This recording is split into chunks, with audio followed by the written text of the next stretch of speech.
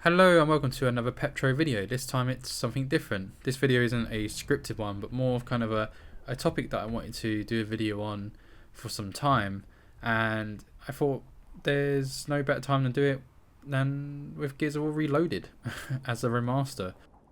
And the point of this video is just kind of why I think they matter and why they should be more of a positive than a negative.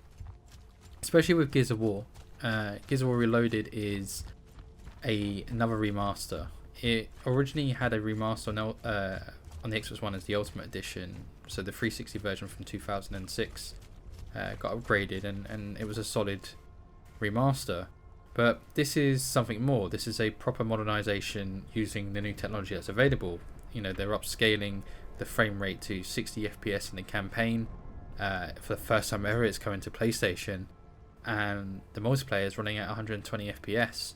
So already that's quite a huge upgrade and quite a huge port to announce. You know, Xbox's franchise Gears of War is coming to a competitor, and that's really interesting. It just shows that Remasters opens up the gateway to release your product to a wider audience, an audience that may have never experienced the original game on the Xbox 360 or the Ultimate Edition. So it helps keep these iconic games alive, but also keeps it accessible. You know, some people might not have access to Game Pass or an Xbox 360 console, so they may never be able to experience this content. You know, PS5 platform has over 70 million users, so opening that avenues for these new players to jump in and without having to kind of go back to the original versions and play with a new higher spec and higher visuals is a great step. It's a great way to maybe bring more life to a franchise that hasn't really had much chatter other than a prequel being announced, and it's still yet to find out if that's going to be coming to PS5.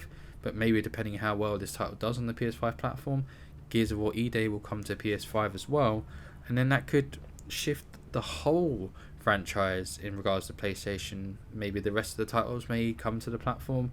Maybe Gears of War 6 will have a different outlook on its potential if there's a wider audience for it to be marketed to. It's a big win for the Xbox gamers as well, because thanks to, you know, the Game Pass and smart delivery, you won't have to pay for Gears of War Reloaded. If you also own Gears of War Ultimate Edition, you get the upgrade for free. So you get to access this new remaster with upgraded visuals and better performance without having to fork out the extra cash for it. And I think that's a great fan service from Xbox to provide that to the Xbox players, because obviously it's going to be very beloved to see one of their franchises go on to another console platform, but also questioning, why does this game need another remaster?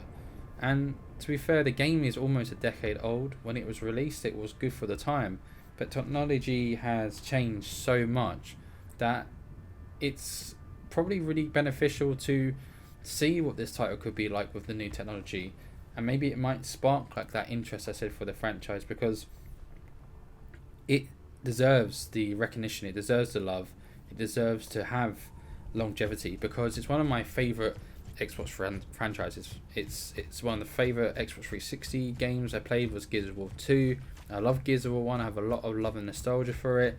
Gears of War 3 was great as well, and in general I just think I was lucky enough to be able to play these titles on the Xbox 360, but there's so many people that missed out of it because they were on another platform.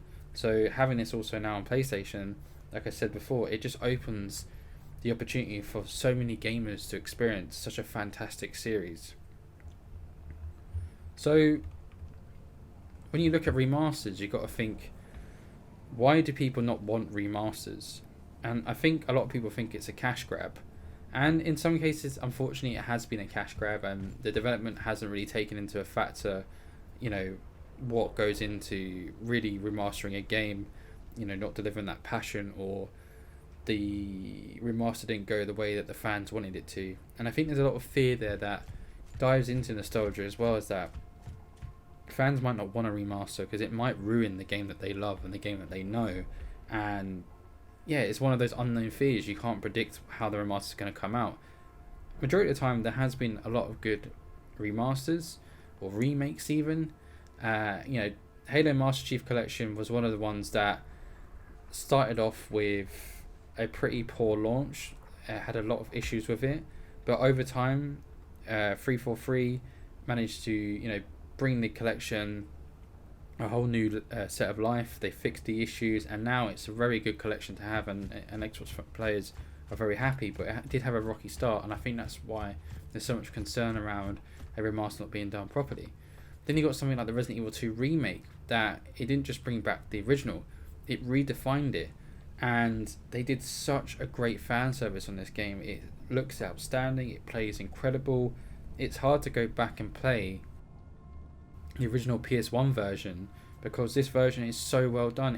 It keeps all that core element that made that game so good and redefined it and made it modern without tampering with anything that made that game so lovable. It's fantastic. And then you go on to stuff like Dead Space Remake and the Crash Bandicoot Insane Trilogy and Spyro Reignited. They did the same thing, Dead Space was the same again. It was the same classic horror that was in the original Dead Space, the same atmosphere, all redefined with new hardware in mind. And it, performs better. And again, it's difficult going back and playing the originals because the remake is so well done. And again, with Crash Bandicoot Insane Trilogy and Spyro Reignited, they might be slightly different because I feel like platforming games age quite well from the PS1 era, and in the same with like Nintendo as well, from the Mario games. They're so timeless, but they did such a good job of bringing these absolute nostalgia bombs back, and I never actually expected both of them to get a remaster trilogy, let alone how excellent they were and what perfect timing they came out. And it sparked on, further games from the Crash Bandicoot series, and potentially, I guess, we're going to see further games from the Spyro series as well. So, like, it brought a whole new lease of life to a franchise that the publisher or developer might have thought that was, once dead. It could never come back. Another example is Silent Hill 2. That got completely remade for the PS5. And I don't think a lot of people ever thought that it could be remade or remastered because of kind of the PS3 re-release that happened didn't do so well, and Konami hasn't been, I guess, somewhat involved with their franchises as people would hope. But then Silent Hill 2 blew everyone out of the water, and it's been an excellent, well-received remaster of a franchise that has another title in the works, and a new title is coming with Silent Hill F. And it just goes to show, like, bringing that new lease of life to a whole new, generation of gamers, and doing a remake that is so well done and so true to the original value and the core values of that game, what made that game so good, will bring that franchise, a happy and well received reception, and people want to embrace further remasters from this franchise, Silent Hill 1 and Silent Hill 3 in particular. So it's interesting where this could take franchises again, and I think people definitely want it to happen. It needs to be done right. So when we're looking at the positives, we also need to look at kind of the negatives, unfortunately, and there has been some not great remasters, and the one that stands out the most is the Grand Theft Auto trilogy. That remaster didn't really remaster anything. They basically reported the original games at a higher resolution, but the performance was not very good. It received very negative sentiment around it, and I think it soured a lot of people's enjoyment for that trilogy. And people go, it's nothing's better than playing on the original hardware, and I do agree in some regard, but it's also nice to, when they do the remaster right, it's so nice to be able to play it on the modern hardware, because switching back in between consoles it's just more kind of inconvenient than anything. Time is of the essence, and going back and playing a game that takes double the time to load, finding all the cables, controllers if you're not very organized, and also the TV components. Games don't, I guess visually, especially retro stuff, you need the additional equipment to enhance that on your TV, instead of, obviously, if you don't have a CRT TV, to get a nicer picture out of it. Otherwise it doesn't look that great. So there's a lot of investment to go when playing retro games, and I think bringing a lot of these old franchises back makes it better for all of us, really, if you own the newer systems, as long as they do the remaster right. And I feel like here with Gears of War Reloaded, from what we've seen and with the footage that is going on in the background, this is from the beta that some YouTubers have already gained access to, and I will credit them throughout this video for their clips. And the beta actually does go live this Friday the 13th. Spooky. And we'll get to actually experience this new 120 FPS upgrade to the multiplayer. But the fact that they're doing a beta for it is just kind of showing that they want people to, to make sure that they are happy with the product before the product releases. And I think they're fairly confident to be doing so. The Gears betas, it's been so long since I participated in a Gears of War beta, but they were so thrilling, exciting to try the next installment out on the multiplayer, and you gain like a pre-order bonus or exclusive skins or something like that. Just that fan service that they deliver. And I think Gears of War as a franchise has got a lot of love there, and I think it's a good one to bring over to PlayStation. I feel like it's going to get really appreciated there as well. So,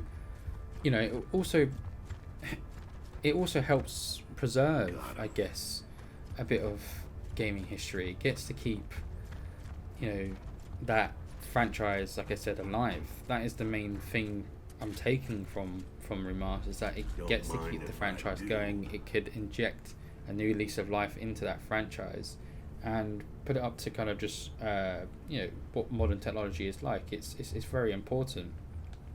It's something that really does bridge a whole massive community together to experience a game that brings them so much joy again. And yeah, I really do look forward to it. I think remasters are really beneficial in a way. You don't have to buy it, of course, if you don't want to buy the remaster.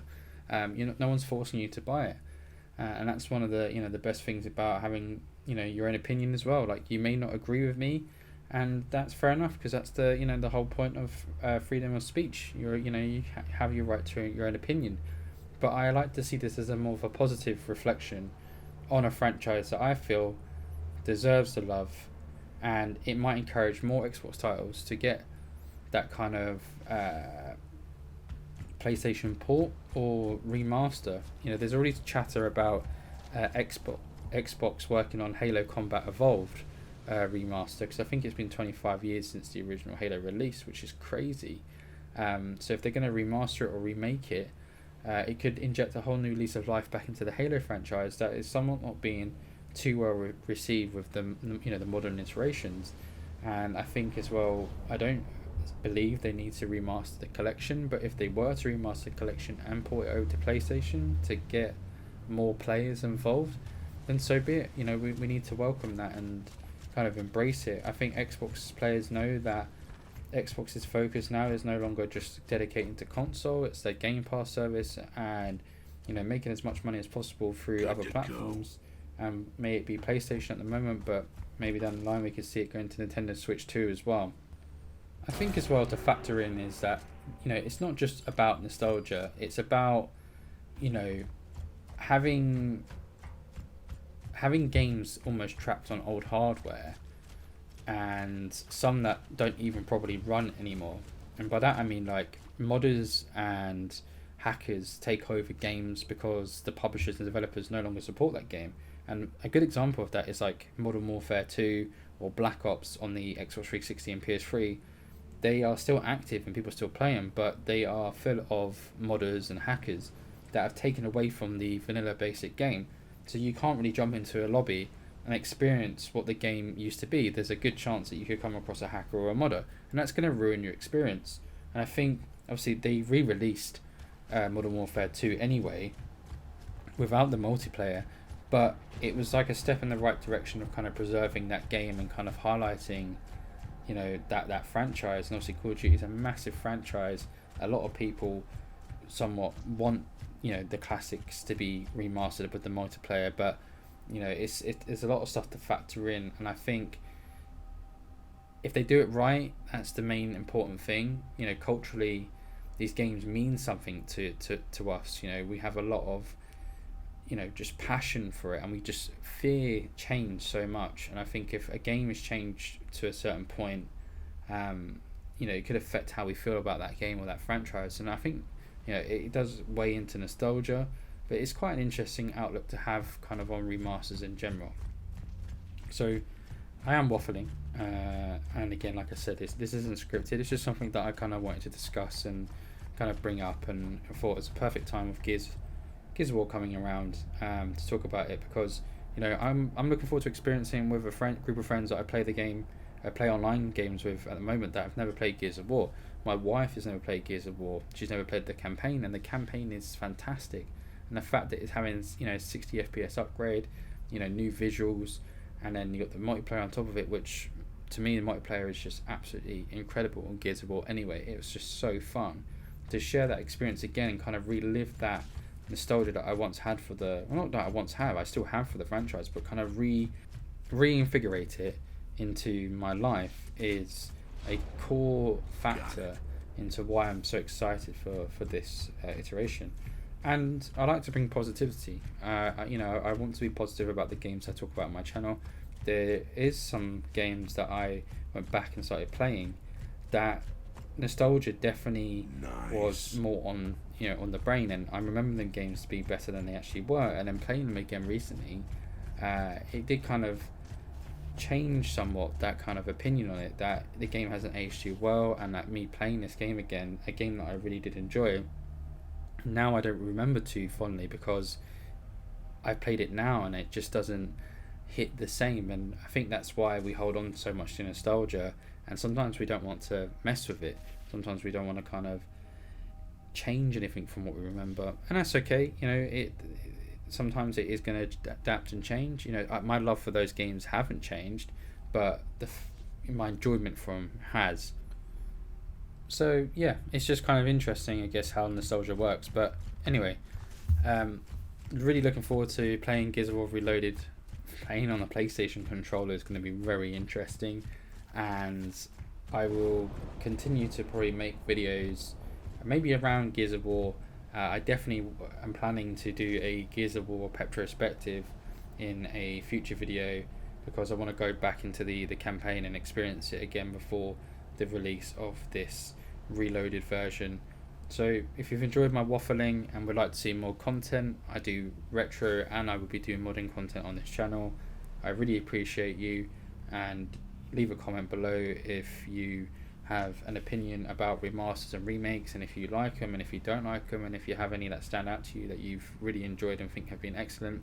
And if you enjoyed the content, please leave a like and maybe subscribe. Remember, keep it Pepptro.